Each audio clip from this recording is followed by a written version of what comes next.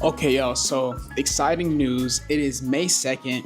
It is 10:10, and today is the day that I have made the decision to begin the daily vlog. I know I'm already doing a lot, but I feel like now is the moment. And the reason why I feel like now is the exact time which God is calling me to start this daily vlog is because He's been telling me to do this for a while now, and I've been allowing fear, worry, and all these other things that we allow ourselves to stop me. But not today, and not any day moving forward, because today is the day we start the daily vlog. That being said, I think this transitions us perfectly into what today's video is going to be all about, which is fear. And before we go to the gym, there's this thing I saw on Instagram and it says, "The devil is a liar. God does not give you a spirit of fear. The enemy places fear and doubts in your mind to prevent you from becoming who God has called you to be. But remember, God walks before you and He's always with you. So why should you be afraid?" And whew, when I saw that, I was like, yep, guilty. Guilty. That gave me enough conviction to say, you know what? That was for me. You ever seen something and be like, yeah, that was for me? Yeah. That was one of those things where I was like, okay, God, you right. Why should I be afraid? And literally me and my fiance, we literally made a video the other day, right? Did you read your Bible today? And it was talking about Romans chapter 8, verses 31 through 32. And it talks about, what then shall we say to these things? If God is for us, who can be against us? He who did not spare his own son, but delivered him up for us all, how shall he not with him also freely give us all things? Truly, what that really means is like, if God is for us, who can, like, who even has the audacity to be against us? That's one. Two, if God delivered up his own son via Jesus Christ for our salvation, then what wouldn't God give us?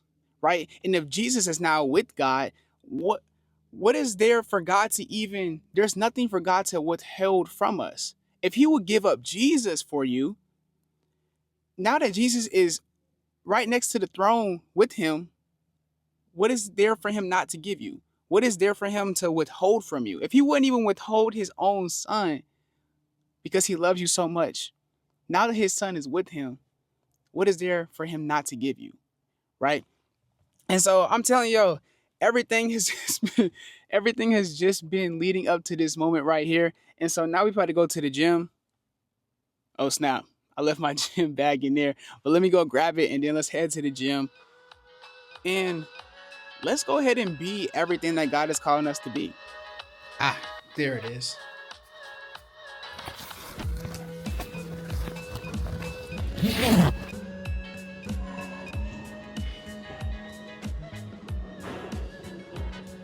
So, all right, so I'm at the gym now. You see everything. And make sure that, like, as I'm feeding myself spiritually, I'm also, you know, feeding myself physically as well. In terms of like mind, body, and soul, making sure that all these things are focused and are in alignment of giving God all the glory, and just got it. You got it. And just making sure that whatever I'm doing, that I'm doing it to the best of my abilities. So, oh, also like, I need to change this, but also like, shout out to Disciple. They're a clothing brand, faith-based clothing brand that like sent me a lot of stuff as I was growing and stuff like that in my faith. And so I like to wear a lot of their hoodies and stuff like that. I have some of my own, but I haven't like dropped them or released them yet. I'm still waiting on God's timing, but yeah, so let's get right into the workout.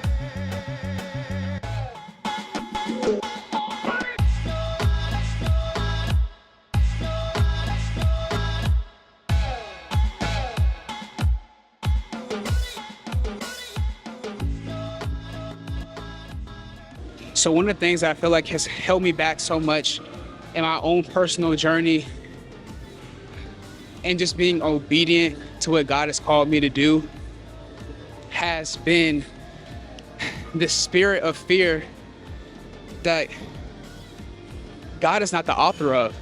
God doesn't give us fear, but he literally tells us so many times in the Bible, don't be afraid, right? To not be afraid, because God goes before us, he fights for us, and if God is with us, who can be against us? And it's something that I've constantly dealt with, and it's shown up in different symptoms, like sometimes a lack of confidence, sometimes lack of faith, and not always even in God, but for the past year, the lack of faith has been more so in myself, and it's delayed a lot of the blessings that I feel like God is calling for my life, or that he has planned for me, simply because I haven't been willing to act in every aspect that he's called me to. So what I'm trying to say is, sorry for the heavy breathing, but what I'm trying to say is fear. The reason why the devil will try to invoke fear on you is because a lot of times fear can paralyze you and make you act in disobedience, even when you're in alignment with God. You'll still be disobedient simply because you're too afraid to step into or to go where God is calling you to. So if there's one thing that I can encourage you or lead you into the way of, is do it scared. Even if the fear is still there, because we don't serve a God, we don't serve a God of escapism.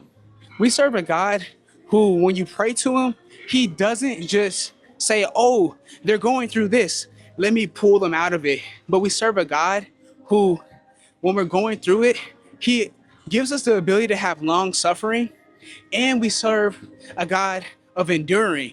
So we don't serve a God of escapism, but we serve a God of enduring. So when he sees you going through the thing and you're humbled enough to come to him and to place your worries and anxieties and cast them onto him because he cares for you, he will actually get in the situation with you. So I'm not saying that your fear will just alleviate, but the way we see him tell the Israelites all the time is to not be afraid and to do it regardless of the fear.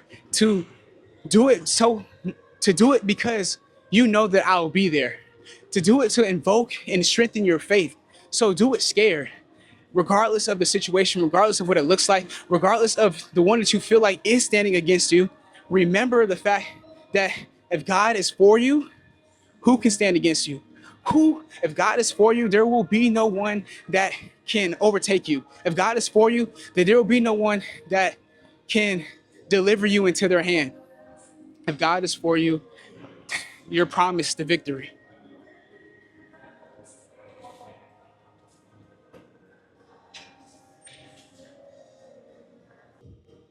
Also, y'all let me know if y'all want me to share my playlist with y'all. These are all of the songs that I listen to when I'm working out, when I'm driving in the car, when it's time to worship. I actually have two playlists. One is more like made for the gym and working out, like car rides, depending on the energy. Then the other part is more like time to worship God and like more like worship music versus gospel rap and pop music. Y'all let me know if y'all want me to share that with y'all. But let's work out.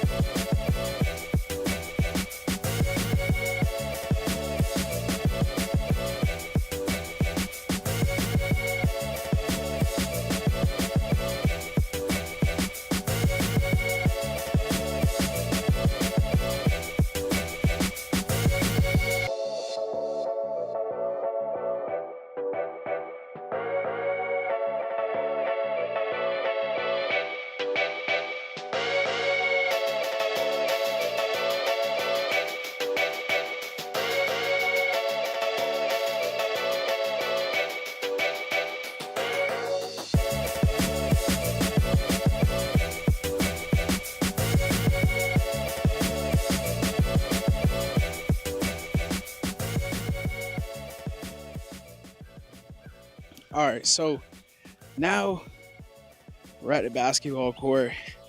Just gonna use this time to, one, just be thankful, right? Thankful to God for everything that we have, and just thankful for this beautiful day.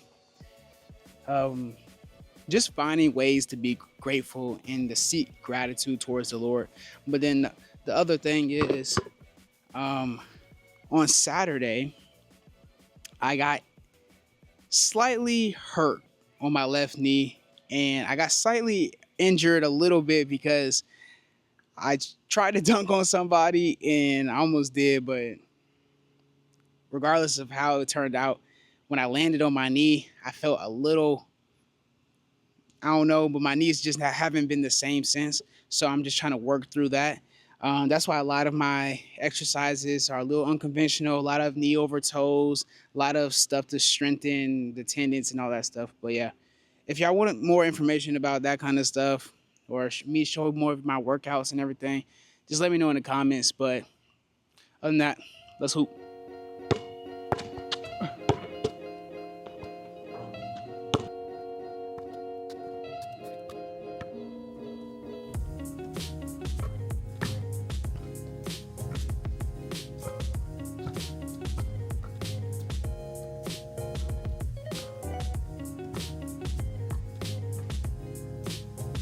There's a lot of things out there that talk about the fact that every year is your year. This is your season. This is this and this and this.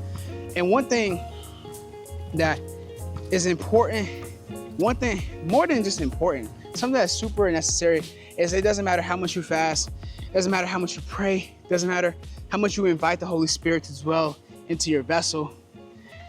There is no season that you can get out of that God has ordained for your life. It's just so necessary that we understand that if God has you going through a Job type of season, you're going to go through a Job type of season. If God has you going through an Abrahamic type of season, you're going to go through an Abrahamic type of season. If God's going to put you through a Noahic type of season, you're going to go through a Noahic type of season. What do I mean by those things?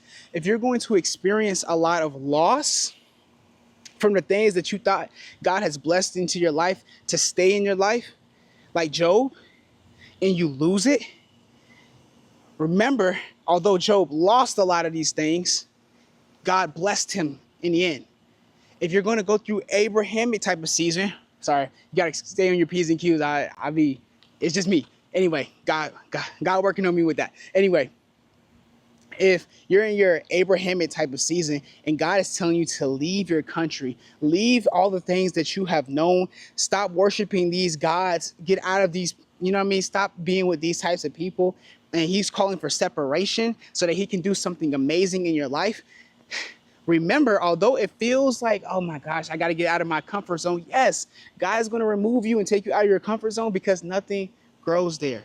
Right? The comfort zone is a beautiful place. We're so comfortable there, but nothing grows there. So he's going to have you leave your country and go on, but he's going to promise you some things. And that's why it's important that we remember the Abrahamic promises and that we remember the promises that God has given us. And then lastly, if you're going to go through your Noahic, and these are just 3 examples, but if you're going to go through your Noahic type of season, right, with Noah, that is a really big obedience type of season, right? Where he's calling you to be obedient, and he's not calling you to ask questions, right? He's not trying to check in with you to see, hey, is it this, and this? Like, it's not a Moses type of season where he's going to be gentle with you or he's going to be patient. He's told Noah, this is what's going to happen. I need you to do this, this, and this, and this, and do it, right? Because he has something so planned, so designed perfectly for you. He's chosen you, he's favored you, and that if you don't do what he's told you to do, you're going to miss out on something big, and it could risk everything that you have been working for. It could, if you just know the story of Noah, if Noah didn't build the ark, what would have happened, right? What would happen if you're in your Noahic season and you don't obey what God is commanding you to do? Okay? And what I'm saying is this, regardless of the season, right? We're God's people, so every season is our season. We should be rejoicing regardless. Every day is our day. This is the day that the Lord has made. Let us rejoice and be glad in it. But It doesn't matter what you're going through right now. If God has ordained that process to happen, God will not just take you out because you prayed to him. God will not just take you out because you fasted. God will not just take you out because you sacrificed. God will put you through this thing so that you can learn how to endure, because we serve a God of enduring, like I said earlier, not escapism. You can't just say, God, I'm tired. Can you? No, you say, God, can you give me the strength? Lord, bless me with the strength to endure and to have the long suffering, because I know you're going to do something amazing in my life. Lord, I know you're doing a new thing. And Lord, I just continuously guide me on your path so that I can see what you see. Lord, I just ask that you give me a heart like yours to love what you love and to hate what you hate. These are the things so God can renew us, restore us, and have this restoration process through the Holy Spirit. So that is just something that happened in my mind. I know I'm speaking very fast. I'm only saying it because I don't want it to be so long. But y'all, this is what this time is for me. This is a moment in time where there's nobody. It's just me. It's just God. And I just get to speak to him. And I get so much revelation. Just any isolated place where I'm doing what I love to do, and I'm just able to speak to God and make this about taking anything that could used to be an idol for me and then surrendering it and making it about God.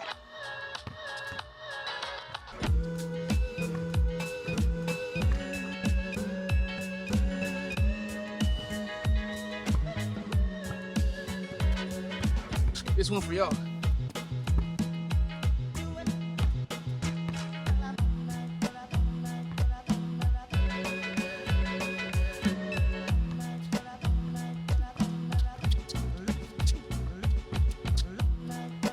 Hold on. This one for y'all.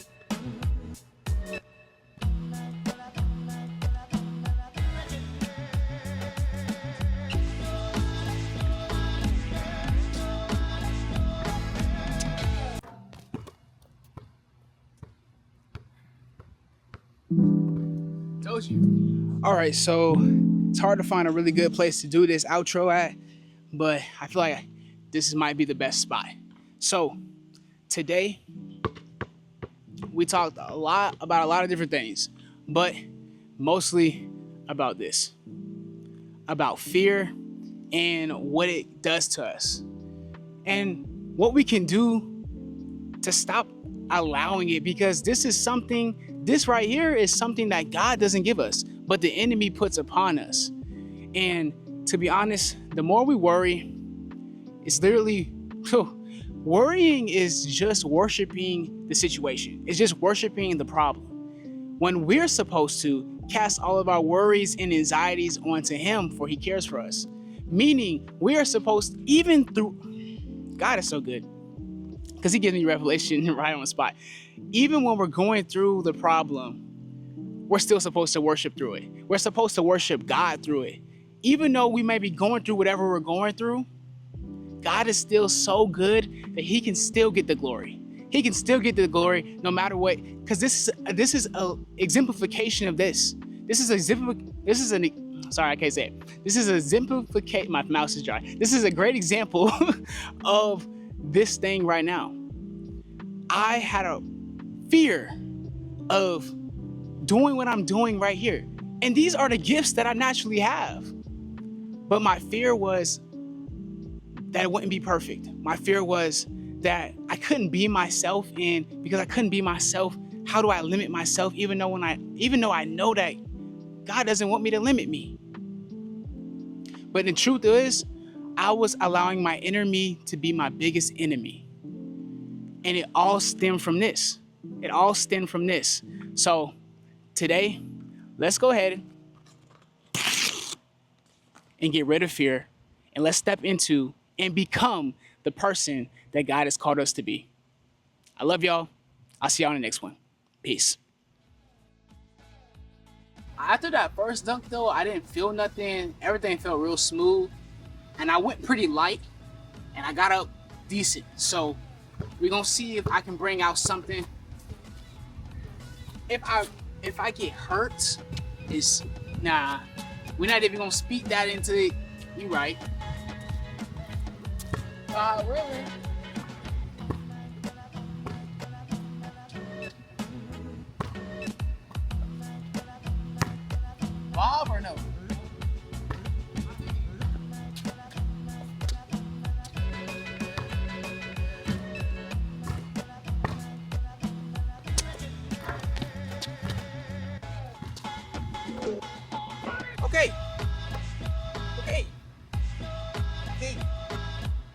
I'm gonna count my blessings, and I'm gonna stop there. I'm gonna count my blessings.